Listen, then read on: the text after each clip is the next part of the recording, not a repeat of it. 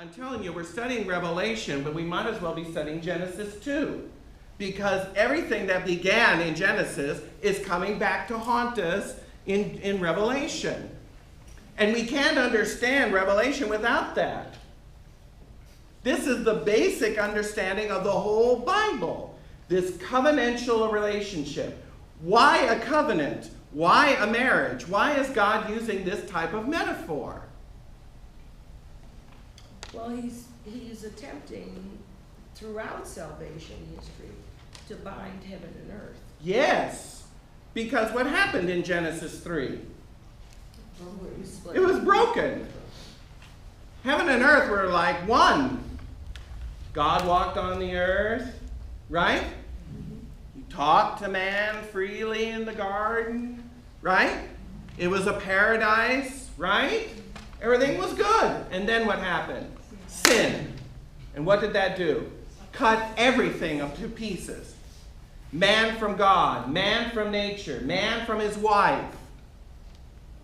The whole rest of the story is about trying to mend that back, as we've been seeing.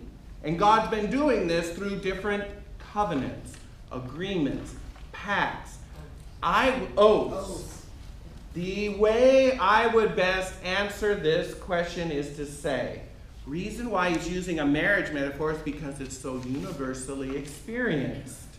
Marriage is the fundamental unit of society. Think about how covenant history developed. It began with two people, Adam and Eve, right? Then we got Noah. Was there more people then? Yes, 8. Him, Mrs. Noah, his 3 sons, and their missus, right?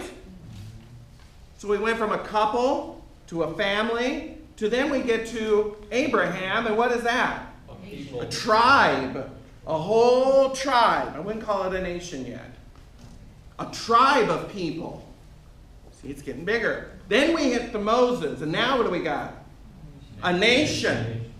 Because remember, God says at Sinai, I'm going to make you a kingdom of priests and a holy nation. Right? So it's getting bigger. Then we get to David. And what does he do? He emphasizes the kingdom element.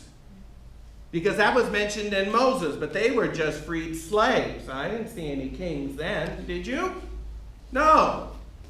Not until David and the monarchy is established. Now we've got a kingdom. You see that?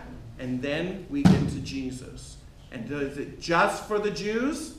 No. It's for everyone, which is the blessing of all the nations that was promised to who? Abraham. You see, we're right back to where we started from. The whole of human history can be summed up with this attempt by God to bring back humanity into the family that he created in the beginning.